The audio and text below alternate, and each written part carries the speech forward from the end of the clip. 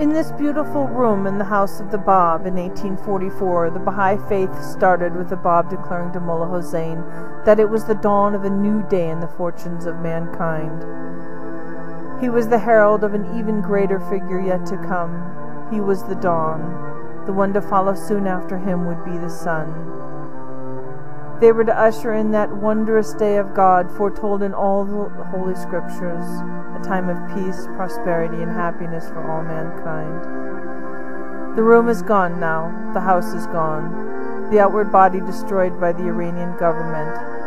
But the inward soul of that much-loved structure lives on today in the hearts of millions of Baha'is all over the world. From the inception of the Baha'i faith, the Baha'is in Iran have been persecuted. In the mid-1800s, as many as 20,000 believers were killed either by authorities or by mobs who believed the Baha'i faith to be heretical. In 1933, Baha'i literature was banned and Baha'i marriages were not recognized. In 1955, the National Baha'i Center in Tehran was destroyed by the government. With the establishment of the Islamic Republic in 1979, the persecutions became part of the official government policy. Since then, more than 200 Baha'is have been executed or killed. Hundreds more have been imprisoned and thousands more have been deprived of their jobs, their pensions, their businesses, and educational opportunities. The National Spiritual Assembly members of Iran, as well as the local Spiritual Assembly members of Tehran, were executed in January of 1982.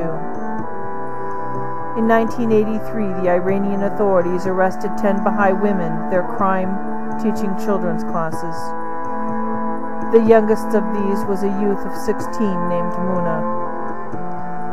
These women were given multiple chances to recant their faith and they would be allowed to go free, yet they refused to deny their belief in Baha'u'llah. In one of the final hearings, a judge asked Muna what a 16-year-old could possibly know about faith, and she replied, "What more proof do you need than that I was dragged out of school and put in jail, and now for many months have endured all these interrogations for the sake of my religion? What else but my faith could give me the strength and power to stand here in front of you and answer your questions?" Although Muna's words and poise astonished the judge, she was executed on June 18, 1983, with 9 other women in Shiraz. Protest against the persecutions of the Baha'is of Iran has been international. The European Parliament and several national legislatures have passed resolutions condemning or expressing concern about the Baha'is of Iran. More important, the United Nations Commission on Human Rights and the UN General Assembly have passed numerous resolutions expressing concern over Iran's human rights record. Despite this kind of pressure, evidence continues to emerge that the government has not relented on its goal to destroy the Baha'i community. A secret government memorandum came to light in 1993 aimed at establishing a coordinated policy regarding the Baha'i question. Drafted by the Supreme Revolutionary Cultural Council and signed by the leader of the Islamic Republic of Iran, the document states unequivocally that the progress and development of the Baha'i community shall be blocked. Although the Iranian government has attempted to show compliance in areas like education, Baha'i students applying to colleges are either not accepted based on incomplete applications, or once accepted, reasons are found to expel them prior to the term's completion. In early 2004, the government allowed the destruction of 2 important Baha'i holy places. The gravesite of Qudus, a prominent figure in early Baha'i history, was razed to the ground despite protests from Baha'is at the local, national, and international levels. Later that year, the government destroyed another holy site, the house of Mirza Abbas Nuri, the father of Baha'u'llah. The destruction of this building was made all the more terrible because Mirza Abbas Nuri was widely known as a great 19th century statesman, calligrapher, and literary figure.